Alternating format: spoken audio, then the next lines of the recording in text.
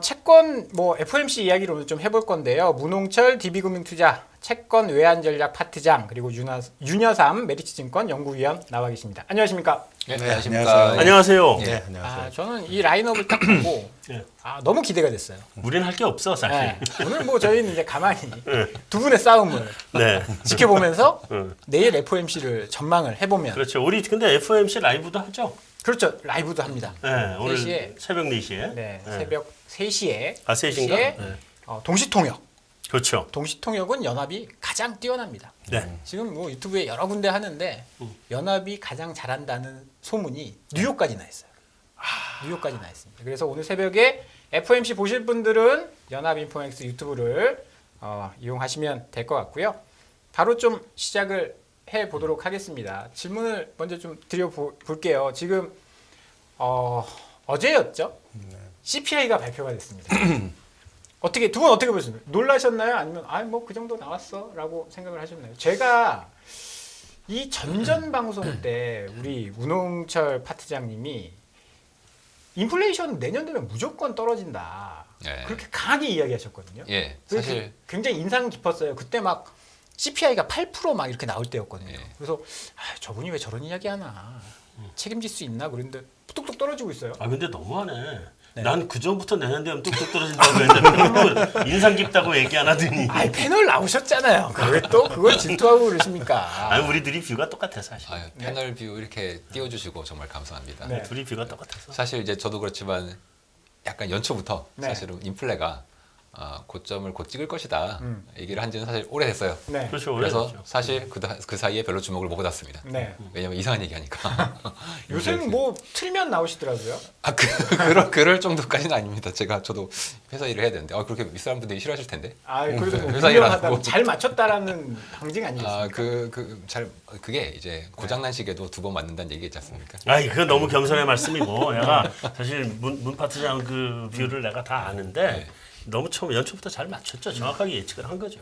이게 저희가 이번에도 사실 개인적으로는 속보성 지표들은 꽤 먼저 나오는 게 있지 않습니까? 네. 대표적으로 이제 중고차 가격이랑 네. 뭐 휘발유 가격은 뭐 거의 매일매일 나오니까 네. 그거 감안했을 때 공산품들은 많이 떨어지겠거니라고 생각을 했습니다.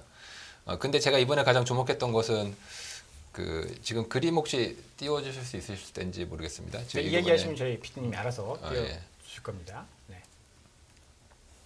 이번에 물가가 저는 주로 이제 그 MOM 물가를 주로 이제 보는데요. 네. 그 MOM 물가로 봤을 때 지금 4페이지로 띄워주시면 고맙겠습니다.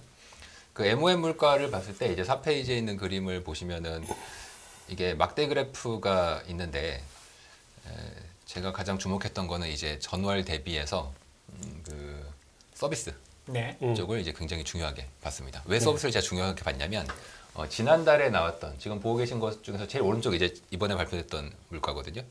근데 그 전달, 그러니까 이번에 발표된 건 11월이고 그 전은 이제 10월이죠.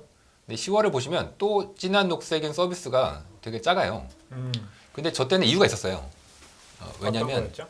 그 의료보험 관련된 수가 조정이 좀 있었습니다. 네, 네. 원래 10월 달마다 의료보험 관련된 비용을 한번 조정을 하는데 이번에 그 조제약 부분이 들어가게 되면서 이게 많이 떨어졌어요. 근데 MOM으로 떨어졌어요. MOM으로. 네. 그래서 이게 MOM으로 한 번 떨어지고 그 다음부터는 그냥 사라져 그 효과가. 네, 그렇죠. 그래서 이번 11월에는 그 효과가 없었어야 돼. 지금 보고 계신 건 이제 MOM 차트이기 때문에 네. 이번 11월에는 그 효과가 없어져야 봤는데 의외로 서비스가 이번에도 되게 낮게 나왔어요.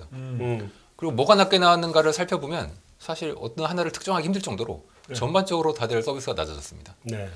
그러니까 뭐 저희들이 뭐 공산품이나 휘발유, 뭐 중고차 이거 다 알고 있으니까 뭐 어차피 수요 둔화에 의해서 당연히 낮을 거고, 그리고 지금 연두색으로 나와 있는 이제 주거비 같은 경우에도 얘는 어차피 답이 나와 있는 걸로 저희가 그동안 꾸준히 이제 말씀을 드렸지 않습니까? 네. 왜냐하면 굉장히 집값에 후행하고 지금 나오는 주거비는 대략 한 6에서 한 9개월 전에 그 주거비를 보여주는 거기 때문에 얘는 앞으로 굉장히 큰 폭으로 떨어지게 될 수밖에 없습니다. 그래서 저는 이거는 높게 나와도 별로 걱정 안 하는데 네. 서비스가 혹시라도 이제 높게 나올까봐 조금 걱정을 했고, 반면 까보니까 서비스 쪽에 상당히 이번에 낮게 나왔고, 그렇다면 수요 자체가 빠르게 둔화되고 있는 것 같다 해서 저는 개인적으로 굉장히 좀 고무적으로 이번 지표를 받아들였습니다. 그럼 7.2 정도가 나온 게 적정했다라고 보십니까? 아니면 저는 이제 적정한 건 당연하고 앞으로는 이제 지금까지와는 정반대로 이콘들의 예측치 대비해서 오히려 좀 낮게 계속 지표가 그동안 정반대였죠. 네. 좀 높게 나왔지 않습니까? 네, 반대로 앞으로는 좀 낮게 나올 가능성이 크다. 예상치보다 낮게 나올 것이다. 특히 이제 에너지를 봐야 되는데 올해 상반기에 에너지가 되게 높았잖아요. 네. 근데 지금 유가가 만약에 유지만 돼도 내년 상반기에 YOY 유가가 만회수가 엄청나요. 깎아먹죠. 예. 그럼 이게 지금 저는 이제 MOM으로 지금 보여드렸지만 보통 이제 YOY 물가를 많이 보시니까 내년 상반기에 YOY 물가가 상당한 하방 압력이 꽤 있다. 그렇게 봐야 될 것 같습니다. 윤 의원님은 어떻게 보셨어요? 네, 저 같은 경우에도 주간 보고서를 보고서를 보시는 분들은 아실 텐데 네. 지난달하고 이번 달은 컨센보다 낮게 나올 것 같다라고 써놓긴 했었어요. 네. 이게 여러 제가 보는 툴들도 있긴 하지만 지금 시장 컨센서스가 아마 헤드라인하고 코어 다 0.3씩 나올 거라는데 헤드라인이 전월 대비죠. 월간으로 이제 그 정도 나올 거라는데 헤드라인은 0.1밖에 안 나왔고요. 코어도 또 예상보다는 낮게 0.2 나왔는데 핵심은 제가 보여드리고 싶은 것 중에 하나가 아까 문용건도 정확하게 짚어드렸지만 여기 나와 있는 이 그림 여기 나와 있는 게 이 컨테이너 운임이라는 게 사실은 이제 재화를 실어 나르는 그 해상 운임이잖아요. 네. 지금 올해 상반기까지만 해도 컨테이너 운임이 상당히 버티면서 공급망 충격 쪽에 리스크도 있고 그리고 소비들이 원활하다 보니까 거기에 들어가는 재화들 특히나 차도 있을 수 있고 가전제품도 이런 것들에 대한 수요가 견고하다라고 보여지는데 올해 하반기에 이 운임 빠지는 거 보시면 2021년 공급망 충격 들어오기 전 수준보다도 더 급락하면서 지금 급격히 빠지고 있습니다. 여기서 이제 핵심은 재화를 중심으로 이제 써야 될 우리 차라든지 이런 것들을 한번 사면 보통 못 써도 4, 5년 이상은 써야 되는데 10년 써야죠. 10년도 써야 되지만 보통 이제 교체 주기 아주 짧게 잡아도 그런데 지금 그런 단에서 이제 재화 쪽 수요하는 압력들은 그래서 지금 최근에 미국의 그 경기 민감주라고 할 수 있는 자유소비재 주가들도 최근에 이렇게 약세를 보이고 있습니다. 전체적으로 물가가 올랐기 때문에 매출단에서의 소비가 굉장히 견조해 보이지만 그걸 제외한 실질 소비 자체로 놓고 보면 그렇게 썩 양호하지 않은 편이다라는 게 재화 쪽 물가 쪽 빠지는 속도를 가속화시키고 있고 그게 또 똑같이 나오는 게 미국의 카바나라고 하는 온라인 중고차 업체가 있었는데 얘들이 한창 작년까지 중고차 잘 팔릴 때 회사 주가가 팬데믹 전에 한 $50 정도 내외 하던 게 300불을 넘겼었습니다. 350불까지 고점을 봤는데 지금 주가 얼마인지 아십니까? $5입니다. 얼마 전에 급락했었잖아요. 예, 지금 여기 또 차트를 보여드리고 있는데요. 여기 나와 있는 이 카바나의 주가는 지금 최근에 이제 교체 수요가 끝나고 중고차 중심으로 해서 상당 부분 재화 수요에 대한 압박들. 그러니까 수요단이 그렇게 양호하지 못한 게 차 같은 건 사실 개인이 할 수 있는 최고 비싼 내구재잖아요, 사실. 그런 쪽에서 이 하락하는 압력이 이런 회사의 주가가 이렇게 폭락하게 되는데 영향을 미치고 있기 때문에 미국 소비 겉으로 보기에는 굉장히 좋아 보이고 이번 블랙 프라이데이도 예상보다는 매출이 잘 나왔네. 단가 올라간 효과를 생각해보면 그러니까 난 블랙 프라이데이 그렇게 잘 나온 것 같지 않던데. 그리고 오프라인 라인 쪽에서의 소비가 줄어드는 쪽을 같이 비교해서 놓고 보면 그렇게 썩 양호한 게 아니었다라는 거고요. 재밌는 가격 지표도 또 하나 있는데요. 와치 차트라고 하는 세계 이제 명품 시계들 그런 시계들의 지수를 보여주는 거기에 또 이제 대표적인 시계 롤렉스라는 시계에 지수가 있습니다. 그동안 돈 풀리면서 이동성 좋을 때 이 시계의 평균 단가 같은 경우에 한 $20,000 하던 게 팬데믹 터지기 직전에 전후에 이게 38,000달러까지 올랐어요. 80% 정도 급등했습니다. 우리 명품 사기 굉장히 힘드셨잖아요. 그렇죠. 그러면서 이 소비가 좋고 수요가 좋았던 거를 받아들였던 이 압력 지수가 지금 최근에 얼마? 다시 28,000 달러 정도 수준으로 한 25% 정도 조정받았습니다. 근데 공교롭게 이 정도의 조정이 어디서 또 나온 건지 아십니까? 리츠라고 하는 미국의 부동산 관련된 최근에 이제 리츠는 금리에 대한 민감도도 있고 부동산을 유동화해서 거래하기 좋게 만든 상품이잖아요. 사실 리츠가. 리츠가 올해 US 리츠가 최근에 YTD로 마이너스 25% 가까이. 굉장히 안 좋다. 그러니까 지금 방금 문홍초 연구원이 얘기했던 걸 제가 조금 더 디테일하게 들어가는 부분인데 재화단에서의 벌써 이런 그동안 풍부했던 유동성에서 물건들을 소비하는 수요단은 벌써 가격들이 이렇게 이제 파월 의장이 얘기했던 예단에서 포워드 루킹을 하는 게 아니라 충분히 우리가 현실적으로 쓰는 제품들의 단가들은 빠졌고요. 제가 또 하나 보여드리고 싶은 차트가 요겁니다. 금리가 이렇게 급등을 했기 때문에 이 금리는 결국 조달자들한테는 비용이잖아요. 주택 가격의 상당 부분 한 반년 이상 선행을 하는데 지금 이렇게 금리가 급등한 것에 대한 충격은 지금 미국 주택 시장도 가격이 YOY로 피크치고 이제 떨어지기 시작한 지 얼마 안 되긴 했지만 네. 앞으로 상당 기간 이쪽에 따르는 어려움들이 누적돼서 들어올 거다. 그래서 제가 드리고 싶은 얘기는 미국 CPI의 전체 한 30% 이상, 3분의 1 가까이 설명하는 게 이 주거비 쪽 렌트비입니다. 그래서 많은 이코노미스트들이나 IB 쪽에서 이쪽에 대한 노이즈들 좀 제거해놓고 봐야 되는 게 아니냐라는 얘기들도 좀 나오고 있고 하고 있는데 저희가 지금 좀 속보성 있게 월세 같은 거 이제 주거비 쪽에 데이터를 제공해주는 뭐 렌트닷컴이나 진로우 같은 기관들에서 나오는 수치들을 놓고 보면 렌트닷컴 같은 데가 내셔널 와이드 기준으로 렌트비를 10월 달까지 데이터를 보여줬는데 9월 달부터 전월 대비 마이너스 2.5%, 10월에도 마이너스 1%. 그러니까 지금 월세가 가장 후행적인 지표 중에 하나거든요. 그러니까 월간으로 따지면 서비스업 쪽을 가장 크게 지지했던 그리고 가장 후행적일 거라고 봤던 이 주택시장 쪽에서 바치는 그 서비스업의 제일 핵심 지표 요것까지도 좀 빠르네.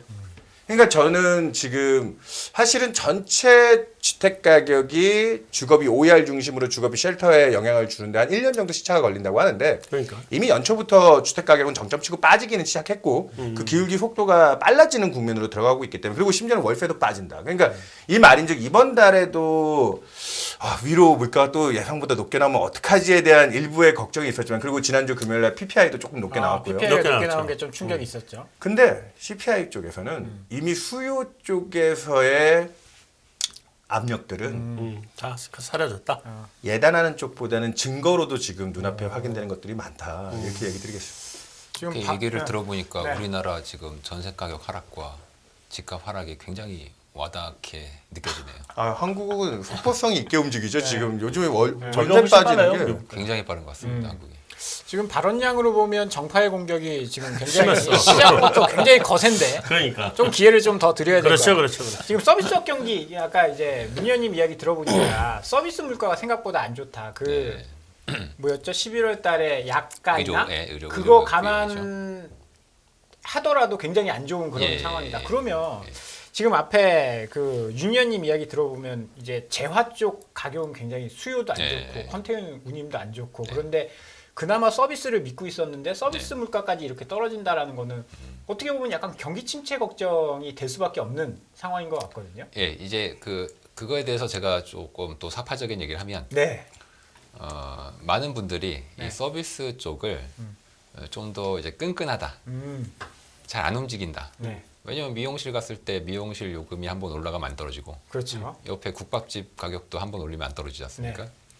그래서 이 서비스는 기본적으로 잘 안 움직이는 특징이 있고 물가의 어떤 기저 압력을 얘기해 준다. 비중으로 보더라도 서비스가 비중이 훨씬 커요. 네. 그러다 보니까 이제 그렇게들 많은 이코노미스트 포함해서 애널리스트들도 얘기를 합니다만 저는 그렇게 생각하지 않습니다. 아, 서비스도 금방 잡힌다. 드디어 이제 사파가 나오기 시작했다. 서비스도 끝났다 이제. 네. 저는 서비스는 네. 단순히 후행한다. 단순히 후행한다. 네. 뭐에 후행하냐면 헤드라인 CPI 내지는 전체 헤드라인 CPI를 결정하는 건 서비스가 아니라 오히려 공산품입니다. 장기적인 데이터를 계속 놓고 보면은 가령 최근 뭐 10년, 20년을 보시면 우리가 뭐 약간 디플레라고 보잖아요. 팬데믹 이전에. 근데 그때 데이터 보면은 서비스는 계속 올랐어요. 네. 속도도 나쁘지 않습니다. 그런데 왜 하필 다 그때가 디플레였냐? 결국은 이 공산품들이 가격이 계속 떨어지고 있었기 때문에 네. 나타났던 현상이란 말이에요. 그리고 그 이전에 뭐 가령 저희가 늘 좋아하는 이 70년대나 혹은 2차 세계대전 당시를 보더라도 이제 결과적으로 이제 근원 CPI가 들어갈 수밖에 없습니다. 왜냐 이 근원 CPI라는 게 알고 보면 다 서비스거든요. 이 서비스라는 것에 대해서 우리가 이것은 뭔가 굉장히 끈끈하고 중심을 잡고 있는 놈 같죠. 예, 그렇게 사람들이 예상을 많이 하지만 실제로 제가 아무리 데이터를 봐도 얘는 늘 후행해요. 그래서 지금 보시면은 뭐 이번에도 약간 그런 생각이 있었죠. 뭐 서비스가 좀 받쳐줄 수 있다. 높을 수 있을 것 같다. 왜냐면 끈끈하니까. 네. 하지만 지금 서비스가 낮게 나왔지만 안심하지 마. 다음 달에 또 오를 수 있어. 왜냐면 서비스는 요즘 임금도 많이 올라가고 있고 계속 압력이 여전해. 그러나 저희가 볼 때 헤드라인 CPI가 꺾이면 시차를 두고 근원과 서비스는 같이 꺾여요. 그렇죠. 중간에 차이가 있습니다. 이 시간차 갭이 있어. 네. 근데 이 시간차 갭은 어떻게 보이냐면 당연히 헤드라인은 떨어지는 것처럼 보이지만 아니 봐봐라 이거 지금 코어나 서비스 쪽은 계속 올라간다. 이때 특히 올라가는 게 임금이 그래요.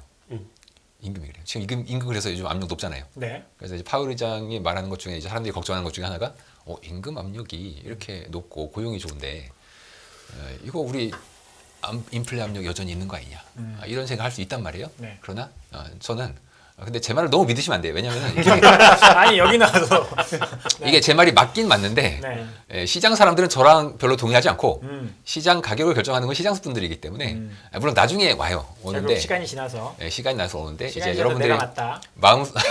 마음속에 넣어 두셔야 될 것은 예를 들어서 요즘 뭐 서비스 요금 앞으로 높을 수 있어요. 임금도 계속 높을 수 있습니다. 그러나 과거에 한번 데이터를 쭉 보시면은 이게 마치 그 이동평균 하면 이동평균선이 후행하잖아요. 그거랑 비슷해요. 서비스가 이동평균선처럼 후행해서 따라가고 헤드라인은 먼저 왔다 갔다 하면서 움직이고 얘가 오히려 선행하는 모습을 보이기 때문에 저는 어떤 면에서 이 서비스는 시간이 지나면 시차를 두고 그냥 떨어질 것이다. 재화 가격이 떨어졌으니까. 이미 CPI는 6월에 고점 쳤지 않습니까? 네. 따라서 거의 6개월 정도면은 이미 떨어지는 쪽으로 이제 갈 것이다. 그렇게 보고 있습니다. 제가 이 의견에 조금 더 반대가 아니라요. 반론을 하셔야 돼요. 반론을 근데 지금 전체적인 다 하는 의견은 여기 딱 들었으면 됐고 반론이 있으시면 근데 이거에 그 알려드리면 애널리스트들 간에는 서로 공격하지 않습니다. 아니, 뭐, 불문율이 있어요. 저희는 그런 게 재밌어서. 아니 근데 그게 저희가 같은 채권원이기 때문에 네네. 지금 인플레이션에 대한 방금 설명도 저도 사실은 재화 서비스 쪽에서 문홍철 연구원이 얘기했던 거 거의 동의했고 네. 지금 서비스 쪽에서 제가 한 가지 좀 더 포인트로 얘기를 드리고 싶은 게 네. 많은 분들이 미국 전체 산업에서 서비스업이 차지하는 비중이 얼마인지 아십니까? 70%? 80%입니다. 지금 아이고. 제조업이 20%도 안 돼요, 이제 미국은. 예전에 이제 저희가 네네. 취업할 때쯤 미국이 한 제조업 30% 좀 되냐 마냐 했는데 그렇죠. 지금 벌써 20%도 안 되는데 70%면 맞다고 해주시지. 맞다고 해주셔야 되는 거 아닙니까? 근데 저희가 일하는 한 10수년간 또 그 10%가 빠졌더라고요. 서비스업이 더 올라. 그러면 모든 결정력이나 무게감은 서비스업 쪽에 있는데 네. 문제는 이번에도 그러니까 이 서비스업 물가와 연계지어서 또 중요하게 봐야 되는 게 ISM 제조업과 서비스업 지수가 12월 초에 발표됐을 때 제조업은 기준선인 50포인트를 하향하면서 49까지 이제 제조업하면 굉장히 나쁜 쪽으로 했는데 서비스업은 오히려 반등하면서 네. 지난달에 한 54포인트 내외 정도에서 56까지 오히려 올랐어요. 그러면서 미국 경기 나쁘지 않다. 전체 산업을 설명하는 비중이 높은 쪽이 괜찮지 않느냐. 그게 또 물가에 영향을 주지 않을까 생각을 했는데 포인트는 서비스업이 또 왜 서비스업인지 아십니까? 말 그대로 서비스기 때문입니다. 네.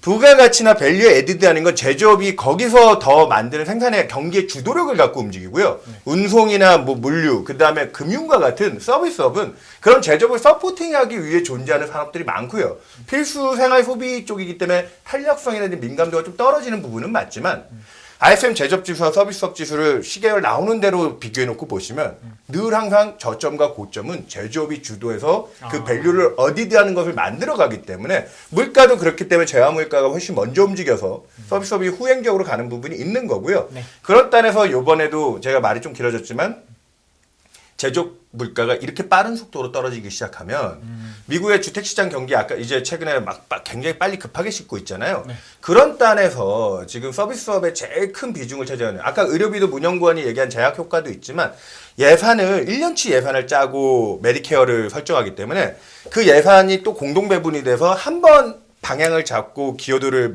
미치기 시작하면 플러스 기여도가 1년을 가고요. 마이너스 기여도가 1년을 가는 또 특성이 있습니다. 의료보험 네. 쪽 그 서비스업 물가는.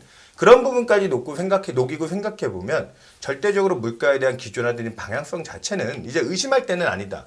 파월 의장이 얘기하고 있는 우리 기조적으로 확실히 안정된 걸 봐야 되지 않겠니? 백워드 루킹을 얘기하셨는데 마지막으로 얘기 드리고 싶은 게 그조차도 최근에 확인이 됐습니다.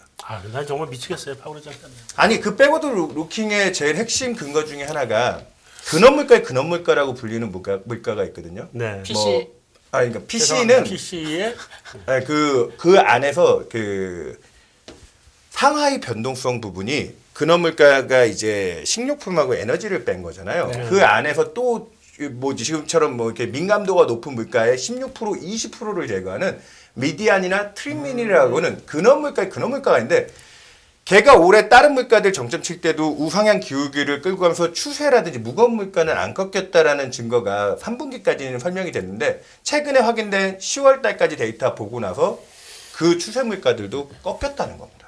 우리 윤 연구원이 그동안 물가가 계속 올라가지고 말을 사람들이 안 들어줘서 열받았나 보다. 오늘 뭐 굉장히 막 그냥 세게 얘기하시네. 그러니까 디테일도를 조금 더 가지고 그리고 올해 니네 연으로 틀렸잖아 물가에 대해서는 이 정도면 정점이지 이 정도면 정점이지 거기에 맞아 금리도 저희가 타이밍보다는 레벨로 틀려왔는데 이제는 아직도 인플레이션 신중론자들이 되게 많거든요. 그렇죠. 그래서 제가 파월 연준 의장.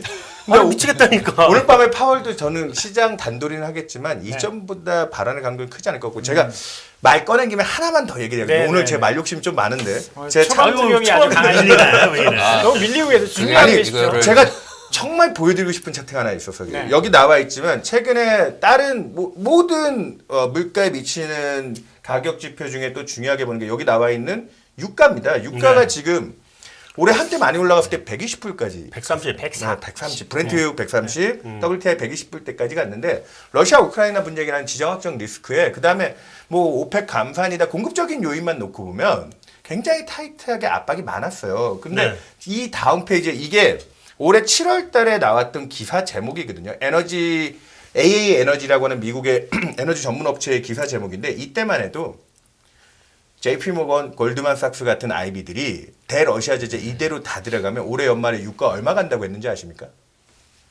골드만삭스가 150불에 JP모건 여기 나와 있지만 이건 되게 산술적인 수치에 불과했죠. 왜냐면 그대로 규정이 다 들어간다면 380불 간다고까지 400 써놨어요. 아 얘들 이렇게 놓고 자기 포지션 다 정리했다니까 그때. 근데 지금 유가가 얼마입니까? 70불대죠. 70. 그러니까 공급 쪽 요인만 놓고 봤으면 그리고 일부 학자분들이 얘기하듯이 탈세계화 때문에 저물가 시대는 끝났어라고 했으면 물론 이건 사이클적인 순환적인 아주 큰 틀의 구조적인 문제가 안 박혔을지도 모르겠지만 순환적으로는 유가나 컨테이너 운임과 같이 이런 부분들 놓고 보면 인플레이션에 대한 푸시를 지금 더 위쪽을 얘기하는 게 맞느냐.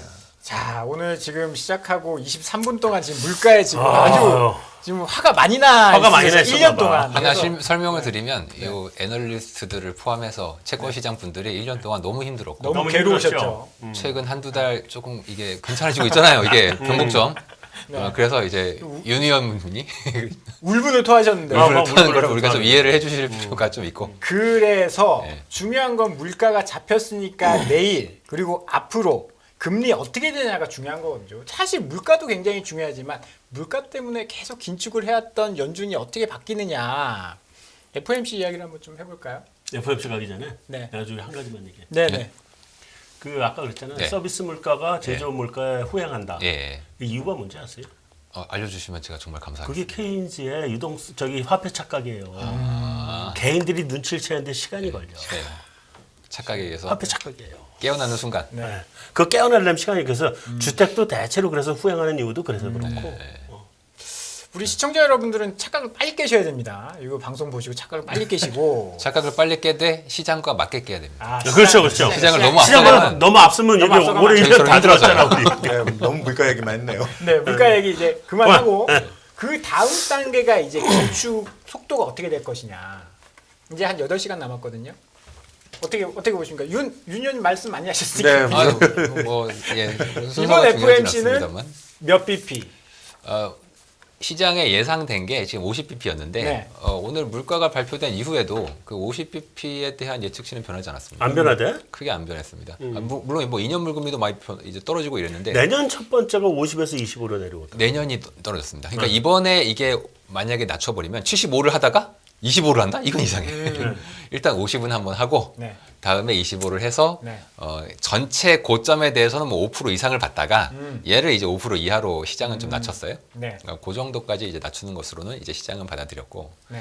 이제 제가 보기에는 이번에 네. 아마 파월 의장이 네.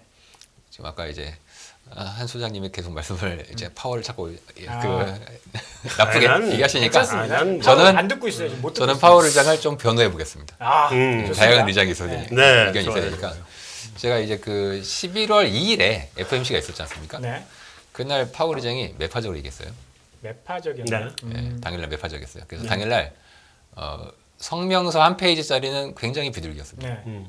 근데 30분 후에 기자회견이 매가 돼가지고 그렇죠. 사람들이 많이 실망했어요. 최종근님 때문에 그런 너무 건가요? 그게 뭐 너무 많이 기대하지 마라 뭐 이런 식으로 얘기한 거죠 예, 그때. 그때 가장 큰 이유는 성명서나 파월 의장도 금리 인상 속도에 대해서 늦추는 거에 대해서는 얘기했는데, 근데 파월 의장이 기자회견 때 고점을 우리가 높여야 될 수 있다. 네. 그러니까. 그것 때문에 이제 시장이 많이 안 좋게 받아들여졌거든요. 문제는 네. 3주 후에 이제 회의록이 발표가 됐단 말이에요. 네. 이제 의사록이라고 하죠. 근데 의사록에서는 좀 달랐어요. 금리 인상 속도를 늦추는 것에 대해선 거의 대부분의 위원들이 동의했습니다. 그런데 기준금리 그 고점을 높이는 것에 대해서는 동의가 그렇게 광범위하지 않았습니다. 만장일치 아니었다. 만장일치 정도가 아니라 과반을 안 넘은 것으로 추정하고 있습니다. 네. 그때 왜냐하면 저희들은 그 의사록을 읽어보면 대략 몇 명 정도가 동의했는지를 이제 추정을 할 수가 있거든요. 단어 선택의 그 기준이 좀 있습니다. 근데 그 당시에 이거는 절반 아니야. 그러니까 파월 의장은 그날 절반도 안 되는 의견을 마치 다수인 것처럼 뭐 우리가 잘못 이해했는지 파월 의장이 잘못 얘기했는지 모르겠으나 아무튼 파월 의장이 그렇게 얘기했단 말이에요. 저는 그거를 본다면 아마 저 사람이 약간 시장이 혼자 너무 내달리거나 너무 한쪽 방향으로 가거나 너무 완화적인 방향으로 해석하는 것에 대해서 약간의 침을 놔서 좀 균형을 맞추려고 하는 생각을 하고 있는 것 같습니다. 나는 좀 다르게 생각해. 역시 난 그보다 더 사파야. 저보다 더 사파. 사파야. 예. 나는 지금 1번하고 2번하고 의견차가 심하다는 거잖아요. 그렇죠. 지금. 예. 그죠? 예. 저 1번이 뒷북 친 거잖아 지금. 예. 그러니까 뒷북 쳤는데 끝까지 내가 맞아 하고 나이 먹은 노인네가 고집 부리는 것 같아. 예. 내 말 거의 안 틀릴 거예요. 보세요. 아마 그래서 이번에도 아마 저는 뭐 개인적으로는 균형을 맞추는 차원에서 파월 의장이 인플레이션에 사람들이 너무 이제 앞서가지 않게 균형 차원에서 약간의 매파적인 얘기를 하지 않을까라는 생각은 하고요. 중요한 건 시장이 그거를 이제 어떻게 받아들이냐는 건데 시장이 한번 속았잖아요. 네. 11월에. 그리고 최근에 파월 의장이 한번 연설한 적이 있어요. 네. 12월에. 근데 연설했을 때 네, 맞아요. 브루킹스였습니다. 그 연설할 때 파월 의장이 뭐 이 얘기도 하고 저 얘기도 하고 되게 다양하게 횡설수설 좀 했어요. 약간 주제가 없었어 그날은. 그런데 시장은 결국 끝나고 나서 긍정적으로 반응했습니다. 그 얘기는 제가 볼 때 약간 무시하고 있는 것 같아. 그러니까 시장이 안 믿어요. 시장이 파월 의장을 약간 종이 호랑이로 보고 있는 느낌을 좀 많이 받습니다. 아니 그러니까 지금 열받아가지고 저러는 거라니까. 점도표는 그러면 그게 점도표가 이제 9월치니까 이게 높아질 것 같긴 해요. 얼마 정도 나올 것 어느 같아요? 정도 그게 중요하죠. 5%는 안 될 것 같습니다. 5%가 안 된다. 중간값 기준. 중간값 기준으로 지금 5%는 안 될 것 같습니다. 4.6이었으니까 4.9 정도. 4.9 정도 진짜 4.8, 한 번 정도 더 정도로만. 올리는 걸로. 하나 올리는 거로 본다? 예, 9월보다. 약간만 올라갈 것으로. 여기는 윤희원님은 네, 뭐 오늘 각을 세우고 싶지만 저희도 똑같이 보고 이게 있고요. 너무 이렇게 올리는 아까 너무 막 열변을 토했나 봐. 갑자기 기운이 급 빠진 모습이야. 물가에 대한 얘기 하고 났더니 이제 파월 의장 아니 오늘 물가가 사실- 이렇게 잡히면 안 올릴 수도 있는 거잖아요. 아니, 그러니까 제가 지금 힘이 빠진 게 오늘 밤 FOMC가 이럴 것 같아요. 그러니까 이미 좀 뭐라고 할까 지난달에도 파월 의장이 아까 분명히 박사님도 얘기하셨지만 페이크도 좀 일부 있었고요. 문 의원이 얘기했듯이 본인이 왜냐면 지금도 매파 성향이 강한 블라드와 같은 페이스토리스의 이런 양반은 최근에 테일러 준축을 뭐 7%까지도 갈 수 있어 이런 그러니까요. 콜을 뭐 네. 11월 달에도 던졌는데 그때 그 사람이 꺼냈던 핵심 차트 중에 하나가 파이낸셜 스트레스 지수였어 인덱스였어요. 그러니까 금융시장이 우리가 이렇게까지 쬐었는데 생각보다 스트레스를 안 받고 있다. 그러니까 이제 가격 지표들에 대해서 금리가 이렇게 오르고 주가도 빠졌는데에 대비해서 전반적인 금융 리스크 값에 대해서 그렇게까지 아직은 시장이 좀 견조한 편이다. 우리는 올해 내내 고생했잖아요, 사실. 네. 아 지금 미국 재무부도 고생하고 있는데 무슨 얘기야 지금? 그럼에도 불구하고 그런 쪽에서 연준이 지금 먼저 또 고삐를 풀어주면 또 잘못된 파티를 펼치지 않을까. 금융시장에 대한 견제들도 좀 있는 것 같고요. 있겠죠. 예, 그런 부분에서 파월 의장의 입 자체는 11월과 유사하게 아주 시장이 원하는 대로 다 들어줄 수는 없다. 하지만 그러기에는 내년도 성장에 대한 전망치라든지 분명히 내년도 지금 글로벌리 미국이 0%를 겨우 넘기는 정도 수준에 그렇게 미국 고용이 좋고 소비가 양호한데 어떻게 내년에 0%대 초반 그러니까요. 성장을 얘기하는지 뭐 그런 딴에 이제 뒤에 받은 고물가에 대한 후유증들도 인정해야 될 거고요. 그런 측면에서 미국도 아까 방금 정확하게 지적하셨는데 요 근래 달러 강세가 풀림에도 불구하고 외국인들이 미국채를 못 사요. 전체적인 미국채 유동성도 여전히 좀 열악한 편이고요. 그냥 웃긴 게 미국 금리는 4.3%까지 10월 말 11월 초까지 4%대 상장이 치솟았다 지금 3.5까지 내려와 있는데 누가 막 주력가 해가지고 이제 이 금리가 매력적이니까 채권을 사들어가야지 하고 산 게 아니라 빈집 털이를 당한 거예요. 그렇죠. 다들 비어있는 속이 비어있는 상태에서 일부 매수해도 미국채를 제일 메인으로 사는 기관들은 외국인하고 미국의 상업은행들이 돼야 되는데 이들 다 그동안 달러 강세에 대한 후유증. 그러니까 일본 중앙은행도 환시 개입한다고 BOJ가 미국채를 팔았다는 거 아니에요. 그렇죠. 그리고 또 미국 내 은행들은 SLR이라고 해서 보완적 자본 규정에 미국 은행들 지금 예금금리 제가 저번에 인포맥스 여기 경제TV 나와가지고도 얘기했지만 예금금리 0%대라니까요. 예금을 받으면 안 돼요. 예금을 받는 순간 또 투자 자산으로 연결이 되니까 더 이제 자산을 늘리면 안 되는 그 압박까지 들어가 있어서 네. 그 메인 주체들이 채권을 못 사주는 상황에서 금리가 이렇게 빠졌다는 건 저는 역으로 좀 생각해 볼 필요가 있는 게 그만큼 경제에 대한 어려움들이 미국의 뭐 장기적인 금리 역전이라든지 이런 식의 빈집에서 금리가 급락하는 상황으로 연결됐고 그럼 역으로 지금부터 금리가 올라가면 달러 강세가 좀 풀리기 시작하면서 내년에 미국이 아주 심각한 경제 침체를 보지 않는다고 해도 연준의 통화 정책이 줄 수 있는 공포감은 이제 정점을 친 게 아닌가. 그래서 오를 때마다 이제 사야 된다라는 투자자들이 점점 들러붙지 않을까. 그런 쪽에서 유동성은 조금씩 미국 쪽으로 다시 금리와 달러를 좀 풀어줄 수 있는 방향으로 저희는 움직일 거다. 그래서 오늘 밤 FOMC는 파월은 아직 너무 많이 기대하지 마라고 얘기하겠지만 시작은 뭐 조금씩 뭐 심하진 않겠지만 그동안 억제해 왔던 거 대비해서는 이제 숨은 좀 쉬고 살아야 되지 않겠냐 이런 분위기 쪽으로 돌 것 같아요. 네, 우리 바람기회로 우리 저기 우리 문홍철 사파 네. 문주께서 지금 바람기회를 못 잡으셔가지고 아니, 거기다 질문을 던지려고. 채권 질문하시죠. 네. 다른 게 아니라 네. 문홍철 의원이 연준 의장이다. 네. 네, 내일 어떻게 결정할 것 같아요? 저는 네. 바이든 대통령이 원하는 대로 할 것 같습니다. 저희 인사권자시기 때문에 인사권자 원하는 대로 해야죠. 정답인데요. 정답이네. 여태까지 그래서 이래온 거니까. 저는 영혼이 가장 없고, 사파적인 대답이었네요. 저는 영혼이 없습니다. 사실 여태 그래서 이래온 거 아니에요? 지금? 그래서 제 신임도 받으신 거고. 그래서 재신임 받았죠. 트럼프 때 고생도 많이 하셨지만 그것도 다시 하셨지 않습니까? 어떤 경제 방송에서도 들을 수 없는 답변. 그래서 우리가 주목해야 될 건 네. 바이든이 뭘 원하느냐. 뭘 원하고 있죠? 그런데 바이든은 이와 관련돼서 자신이 말을 안 해요. 근데 그 말을 대신해 주는 사람이 있습니다. 옐런. 옐런이죠. 옐런 장관. 그래서 옐런 장관이 무슨 얘기를 하는지. 근데 아무도 미국 재무부 장관이 무슨 얘기를 하는지 별로 주목을 하지 않습니다. 관심이 없죠. 그러나 굉장히 중요합니다. 무슨 이야기했죠 최근에? 최근에 제가 사실은 그 10월 24일에 네. 저희 전체적인 FX와 금리에 대한 뷰를 많이 바꿨거든요. 음. 기존에는 이제 뭐 달러 강세나 뭐 금리가 금리 좋긴 한데 좀 보자 이쪽이었는데 이제 24일을 기점으로 해서 저희가 반대로 달러는 이제 강세 끝났다. 그리고 금리도 앞으로 떨어질 것 같고 연준도 피봇을 할 것 같다. 물론 이제 21일에 월스트리트저널에서 피봇에 대한 뉴스가 나오긴 했어요. 하지만 전 그것보다 더 중요시 여긴 건 24일에 있었던 옐런 장관의 연설이었습니다. 그날 연설은 인플레 얘기를 안 했어요. 그렇죠. 그게 가장 중요한 거였습니다. 네. 그것보다는 경제에 대한 얘기를 우려된다. 이러다가 미국 경제가 힘들어질 수 있다. 이런 얘기를 이제 많이 했거든요. 그러다 보니까 그때 저희가 이제 뷰를 바꾼 중요한 원인이 됐고 현재 가장 큰 문제는 많은 투자자들이 채권을 버렸다는 얘기입니다. 우리나라의 뭐 보험사 연기금을 포함해서 채권이 지금 없어요, 다들. 그러니까 숏을 쳐놓은 상태인데 내년도가 되면은 더 이상의 긴축이 마무리가 된다. 긴축이 없다. 끝난다. 그러면 채권 사야 되거든요. 근데 채권이 지금 다들 비워놨어. 그럼 여기서 앞으로 이제 얼마나 더 사야 되냐. 이런 엄청난 수급이 타이트해짐이 내년에 올 수 있다는 겁니다. 최근에 이제 개인 투자자들이 우리나라 채권을 많이 사셨잖아요. 크레딧 채권들이나 공사채를 많이 사셨는데 이분들은 앞으로 조금 더 가져가도 될 것 같은 게 제 생각에 지금 우리나라 보험사들이 올해 내내 채권을 많이 팔았어요. 많이 줄여놨습니다. 내년에 이걸 어떻게 할 거냐. 내년도에 보험사 규제가 변경되는 게 하나가 있거든요. 그러니까 이걸 제가 자세히는 못 말씀드리는데 굉장히 어려운 규제인데 쉽게 얘기해서 금리가 떨어지면 채권을 많이 사야 돼요. 결과적으로.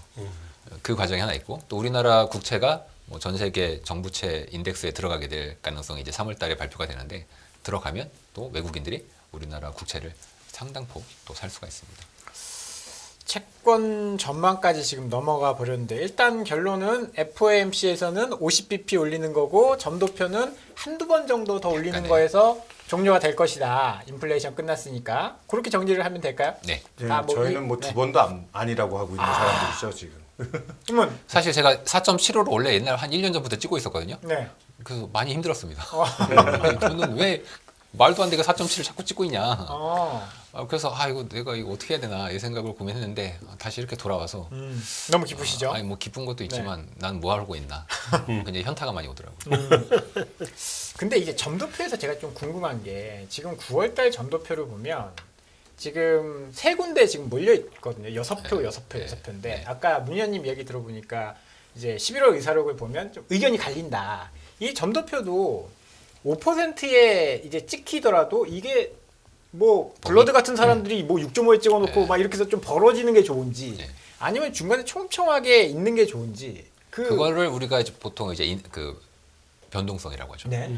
그러니까 벌어져 있으면 네. 그러니까 우리가 빅스라는 건 결국 옵션의 내재 같은 내재 변동성이지 않습니까? 그러니까 이제 벌어져 있는 건 우리는 보통 변동성의 확대로 해석을 합니다. 그래서 그 연준 인사들의 생각이 굉장히 스프레딩 아웃돼 있다, 퍼져 있다. 이러면 불안해. 좀 안 좋고. 불안하면 뭐 위험 자산에는 당연히 안 좋아요. 네. 채권 시장에도 그렇게 좋을 건 없어. 좀 모여 있어야 땡큐입니다. 근데 이제 요즘 같은 때 모여있기 힘들죠. 예. 블라드 같은 사람들이 주장했던 거가 이제 블라드가 범위로 제시했는데 네. 그때 상단이 7%였고 이제 하단이 5.2%였는데 최근에 메리 데일리 샌프란시스코 여는 총재는 좀 다른 얘기를 했습니다.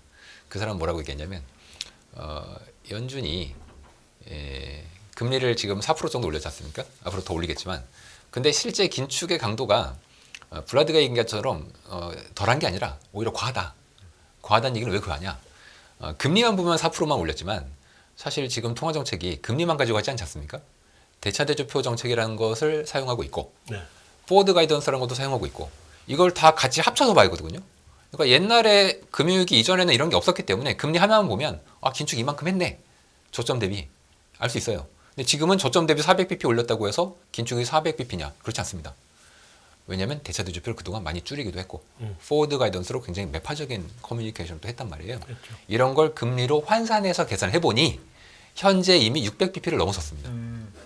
앞으로 거기서 100bp가 더 올라갈 거고 그러면 이거는 세상이 이 상황에서 견딜 수 있을 것이냐. 경제는 쉽지 않다. 그 얘기가 달러 나왔습니다. 강도 있고. 예.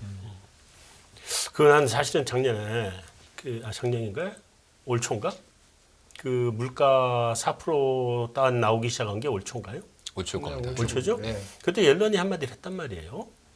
그리고 금리 정책, 통화 정책에 조금 변화를 줘야 될 것 같다는 뉘앙스의 말을 던졌거든. 네. 근데 파월이 말을 안 들었단 말이에요. 그냥 계속 고 이랬단 말이에요. 계속. 그리고 지난번에 옐런이 미국 국채 이게 유동성. 유동성 공급을 하겠다. 아니, 재무부가 유동성 공급할 방법이 없잖아. 바이백 그래서. 아니, 물론 그러긴 한데 이제 그게 뭐 효과가 있는 것도 아니고 결국은 연준이 움직여줘야 되는 거잖아요. 그건 맞습니다. 근데 옐런이 그렇게 얘기했다는 거는 이게 채권 시장 박살났구나. 그러면은 그 파월 보고 금리 정책 변화할 때가 됐다라고나 메시지를 던진 거로 생각을 했거든. 근데 첫 번째도 말을 안 듣더니 지난번에도 말을 안 듣고. 제가 보기에는 그 인사권자의 의도를 좀 파월이 그래도 옛날에 다른 연준 의장들에 비해선 정치인들과의 대화나 전화 통화가 상당히 많은 편입니다. 굉장히 많아요. 그런데도 불구하고 그 인사권자인 이 바이든의 생각을 정확히 파악하는데 최근에 조금 갈팡질팡했습니다. 그 대표적인 사건이 7월 FOMC였어요. 그 원래 그 주식 트레이더들 사이에서는 FOMC 날은 무조건 롱이다. 이 공식이 있었습니다. 네. 7월, 뭐 8월, 9월 전까지. 그래서 7월 FOMC 때도 사람들이 다 롱쳤어요. 실제 파월이 비둘기적으로 얘기했습니다. 그래서 주식은 좋았어. 근데 8월 1일부터 갑자기 파월 부하 직원들, 다른 지역 연준 총재들이 그렇죠. 막 나가지고 그렇죠. 야, 니네가 잘못 해석했대. 우리 보고. 파월은 그렇게 비둘기가 아니었어. 근데 니들이 잘못한 거야. 뭘 잘못해? 우리는 제대로 해석을 했는데 파월이 실수를 한 거예요. 그래서 파월이 그 바로 다음 달 8월 말 그 잭슨 연설에서 아주 결연한 의지로 그렇죠. 인플레이션 대응을 얘기했는데 저는 그걸 보고서 속으로 저건 분명히 바이든한테 불려가서 나는 맞았다. 조인트를 엄청 조인트를 까인 까였다. 거죠. 그러니까 서별권 회의에서 박살났다. 엄청나게 까졌다. 아니 6월달 아까 유가 전망 그렇게 높게 나올 때 바이든 대통령 입에서 나왔던 지금 최고의 핵심 우리가 대응해야 될 건 인플레이션이라고 바이든 입에서도 나왔었어요. 근데 네. 그게 뭐 옐런이 잘못 읽어서 그렇다기보다는 옐런은 이번 주 들어서 또 이제 일부 외신 쪽 언론 나오는 거 보니까 물가에 대한 판단을 옐런이 또 이제 한번 아까 문영권이 10월 24일 얘기를 했지만 그때는 바이백 얘기가 나왔었어요. 국제시장의 유동성이 너무 말리고 그리고 경제에 대한 어려움도 얘기했지만 이러다가 미국 국채가 안전자산으로서의 지위가 그때 뭐 그러니까. 영국 국채가 9월 달부터 10월 초까지 그 한번 사달을 겪었고 그렇죠. 그리고 유럽 쪽에 전반적인 독일체 중심으로 해가지고 뭐 신뢰도 문제들이 거론되기 시작했기 때문에 뭐 이탈리아 뭐 이런 데 난리도 아니었고요. 그러니까 미국채 자체도 저런 식으로 지금 달러가 강한 거에 대한 반대급부로 유동성이 떨어지는 거에 대해서 굉장히 옐런도 좀 그래서 팬데믹 때랑 2008년 금융위기 때도 하지 않았던 바이백 얘기를 꺼낸 거예요. 그러니까요. 그때는 민간이 알아서 안전자산이 미국채를 사러 들어와 줬는데 지금은 완전히 채권을 살 주체가 없었던 거였거든요. 근데 최근에 옐런이 조금 근데 올해 들어서 금리가 좀 안정되면서 바이백은 실시하지 않고 있고요. 그렇죠. 근데 대신 요번 주에 들어와서 던진 말은 물가가 내년도 뒤따라가서 생각보다 많이 떨어질 거다라는 이야기를 옐런이 꺼내기 시작했습니다. 아 이제 뒤따라 우리 한참 전부터 얘기했는데 이제 뒤따라 싸기 시작하네. 저희가 6월에 했던 얘기인데. 네. 그러니까 정책 당국자들은 좀 더 신중성이 필요로 하는 자리고요. 그러니까 중앙은행들은 늘 늦을 수밖에 없고 이번 올릴 때도 늦었고 지금 내년도에 이제 이 사달을 겪게 되는 지금도 또 오버페이스에서 이걸 오버킬이라고 하잖아요. 네. 그거에 대한 리스크가 내년도 경제에 대한 어려움들을 불러오는 거고 그런 측면에서 또 앞서가는 채권 시장이 또 탐욕으로 미국 기준금리는 5%를 넘을 거라는데 미국채 10년 금리는 아직 3% 중반대로 오히려 뒷걸음질을 치면서 내려왔거든요. 많은 분들이 채권 시장 정신 못 차렸다는데 아니 저희 정신 못 차린 거 아닙니다. 올해 내내 시달리고 터져오면서 그렇게 힘도 없는 상태에서 아까 얘기 드렸지만 경제가 감내하기 쉽지 않은 수준의 긴축 영역을 들어왔기 때문에 그 금리가 그동안 뭐 10월 달까지 오버슈팅 했는데 그 핵심 연료인 인플레이션이 꺼질 것 같은 조짐이 보이니까 그냥 힘만 풀어도 이렇게 금리가 떨어지기 시작하는 거예요. 누가 그렇게 열심히 채권 산 거 아니라니까요. 그런 측면에서 저희는 내년도 상반기까지 지금 최근에 이제 올해 가장 유행했던 단어 중에 하나가 배드 이즈 굿이잖아요. 네. 배드 아까 모형형으리 얘기했듯이 7월 달에도 파월이 좀 풀어줄 것 같으니까 막 파티하고 했죠. 그때 주가가 나스닥이 40까지 갔다가 12,000을 넘겼거든요. 네. 그때 야단 맞았죠. 그러고 다들 나서 나가서 또 예. 주가 오르면 야단 맞아요. 혹독하게 9월 10월 혼나고 나서 네. 지금은 또 여전히 오늘 밤 FOMC에 대한 기대 어제 물가 낮게 나오니까 또 이번 주 미국 증시가 나쁜 분위기는 아닌데 저는 내년 1분기쯤 가면 배드 이즈 굿이 아니라 배드 이즈 배드를 인정해야 된다. 그거를 보여줄 제일 핵심 증거는 아까 제조업체들 중심으로 해서 경기 모멘텀 이런 거 얘기하고 제한물가 빠지는 얘기했잖아요. 네. 지금 원가 부담들이 기업들한테 엄청나게 쌓여 있습니다. 금리, 그러니까 지금은 금리 빠지고 유가 빠지고 달러 빠지지만 그동안 누중적으로 올랐고 그것들이 선물 선도 거래라든지 재고라든지 이런 데 반영돼 있는 가격들이 내년 상반기까지 유지될 거기 때문에 네. 올해 3분기 미국 기업들 실적들 놓고 보시면 일부 테크 업체들 좀 앞서갔던 애들이 조정 많이 받고 했는데 수주 산업들 뭐 금융이라든지 전통적인 인플레이션 수혜받던 산업들이 되게 잘 버티는 모습을 보여줬거든요. 아까 제가 얘기드렸지만 미국의 컨테이너 운임과 함께 소비시의 주가들이 많이 빠져요. 이거는 미국 경제 크랙은 뭐 지금 양호한 고용과 양호한 소비를 놓고 보면 미국 경제 뭐가 나쁘지 얘기하시는데 기업 활동부터 그 파월이 하는 얘기입니다. 네. 그게 딱 파월 나오기 너무 시작하면서 그게 나오기 시작하면 파월 의장도 내년에는 그러면 기업들이 활동이 나빠지기 시작하는데 고용은 이제 요즘에 감원 얘기를 나오기 시작하죠. 네. 그러니까 그 파월이 고용 얘기하면서 고용이 튼튼하니까 경기가 꺾인다. 저런 바보가 다 있어? 그래서 아니 고용하고 소비 전부 다 후행인데 임금 뭐 전부 다 후행인데. 그래서 누가 그 얘기 했잖아요. 백워드 루킹이 아니라 백미러 루킹하고 지금 그러니까. 운전하고 있다. 백미러 보고 운전하면 저 보고. 사고 날 거다. 그렇게 경고하는 학자들도 있죠. 이게 얘기를 하다 보니까 주식 하시는 분들이 주로 시청자분들이신데 네. 굉장히 이제 세상을 어둡게 우리가 보고서 얘기하니까 좀 아니요. 오해하실까봐 이제 좋아지는 거죠 사실. 아니 이렇게 해서 파월이 좀 풀어줘야 유동성 쪽에서 뭐 근데 계기를 우리 말 마련하는 듣고 안 풀어주지 않으니까. 제가 좀 이제 주식 하시는 분들한테 희망적인 얘기를 드리자면 네. 네. 그 유동성 면에서는 연초에 QE 효과가 저는 생길 것으로 보고 있습니다. Q2요? QE. 이어 QE. T가 아니고요. T가 아니고. 네. 예. 그러니까 QT를 더 이상 하지 않기 때문에. 아, QT는 계속 할 겁니다. 할 건데 네. 제가 늘 이제 과거에도 미국 주식이랑 똑같이 가는 차트가 미국의 이제 본원 통화의 증감이다 네. 이렇게 보여드렸는데 지금 연준 대차절표 전체를 보시면은 이제 잡탕밥처럼 이게 섞여 있어서 전체 진짜 유동성을 못 보여주고 진짜 유동성 그 잡탕밥 안에 난 버섯만 먹겠다. 그럼 그 버섯을 뽑아내야 되잖아요. 네. 그게 이제 저희는 그 연준에서의 그 본원 통화만 따로 뽑아서 보거든요. M1 그 M0에 해당되는 거죠. M0? M0를 그때 뽑아서 보면 연초에 이제 무슨 일이 있을 거냐면 그 아까 바이백 얘기가 있었지 않습니까? 그리고 지금 하원을 공화당이 가져갔잖아요. 그래서 네. 부채 한도를 아마 안 늘려줄 거예요 당분간은. 네. 자 그럼 이제 어떤 일이 벌어지냐면 이 바이백 하려면 돈이 없잖아요. 네. 그러면은 돈을 단기 미국채를 발행해서 받은 돈으로 10년물을 바이백할 겁니다. 그렇죠. 그렇겠죠? 또 하나는 연준하고 맞바꾸겠지. 예 그렇게 될 겁니다. 또 하나는 하원에서 부채 한도를 안 늘려주니까 할 수 없이 단기 또 트레저리 빌을 발행을 왕창 늘려서 그 돈으로 이제 당분간 운영을 할 겁니다. 네. 자, 둘 다 결국 결론은 단기 트레저리 빌 발행이 늘어난다는 건데 이게 굉장히 중요해요. 단기 트레저리 빌 발행이 늘어나면 현재 연준이 유동성을 가둬놓고 있는 기구들이 있는데 이 기구들은 전부 MMF들이 가지고 있습니다. 그런데 이 MMF들은 규제에 의해서 이러한 단기 유동성 규제 상품하고 또 하나는 트레저리 빌 두 개만 담을 수 있어요. 그런데 트레저리 빌은 그동안 계속 상환이 돼서 뺏겼습니다. 네. 뺏기니까 어쩔 수 없이 연준의 유동성을 가둬놓는 기구만 계속 갖고 있었거든요. RRP. 그런 것이 앞으로 트레저리 빌 발행이 늘어나면 얘를 토해내고 빌을 담는 겁니다. 아 그럼 본원통화가 갑자기 확 풀립니다. 자연스럽게 풀리네.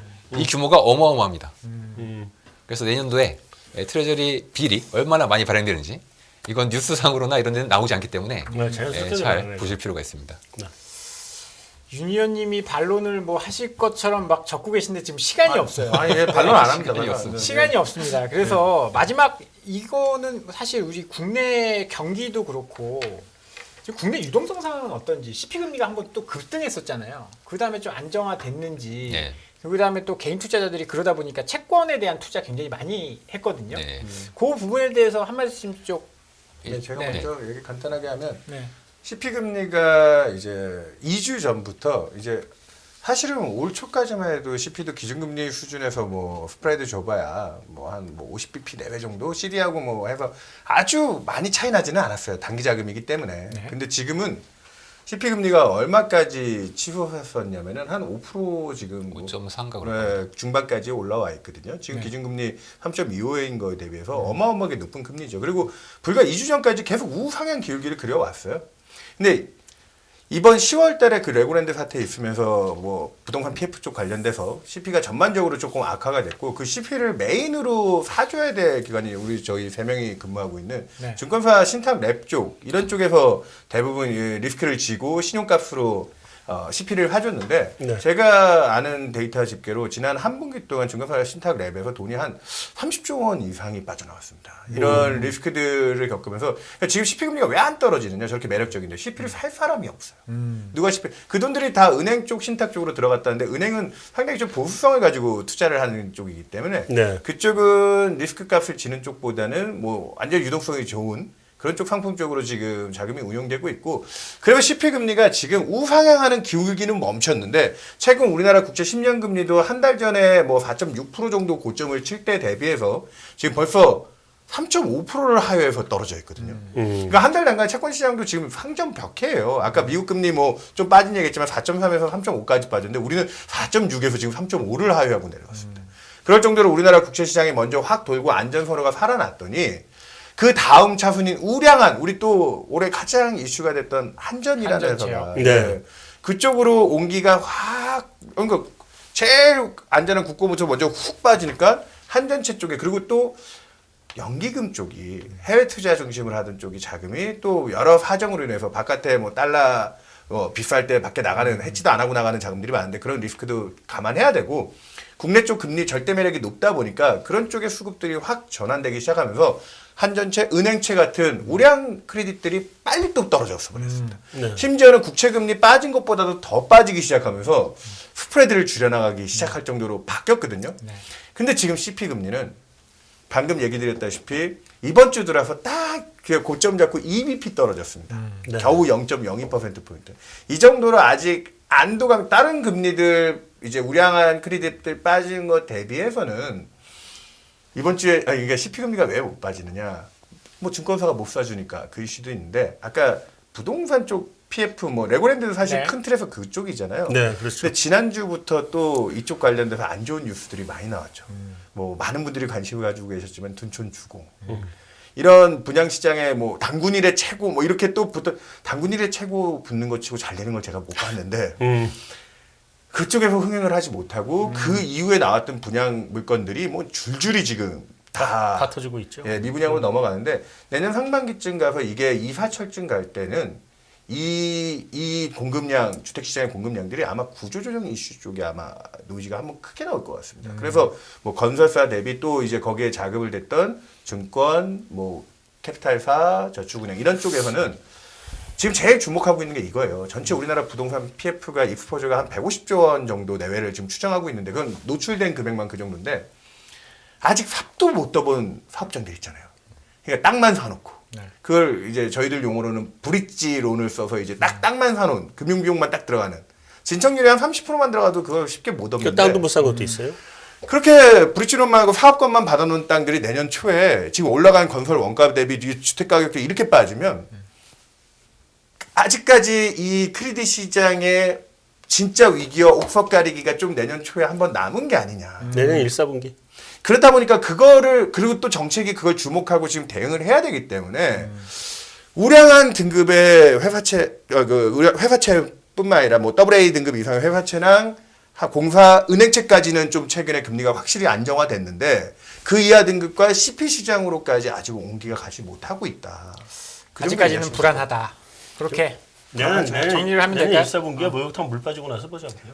참고로 제가 근무하고 있는 회사는 아무 걱정이 없으니까 여러분들 전혀 겁내지 않고 저희 회사에 아니 CP 자금 얘기를 안 조달을 하시고 회사 하면 홍보를 하시면 얼마든지 하셔도 됩니다. 아니 뭐, 혹시 회사에서 걱정할까봐. 이름은 한 번도 안 나오긴 했습니다. 이야기를 좀 더 듣고 싶은데 시간상 좀 어려울 것 같고요. 다음에 또 기회를 갖고 또 시간을 마련해 보도록 하겠습니다. 오늘 두 분 말씀 너무 감사합니다. 네, 감사합니다. 네, 예, 수고하셨습니다. 수고하셨습니다. 네.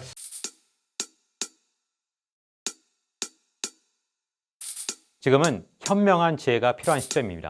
딱 10분만 투자하세요.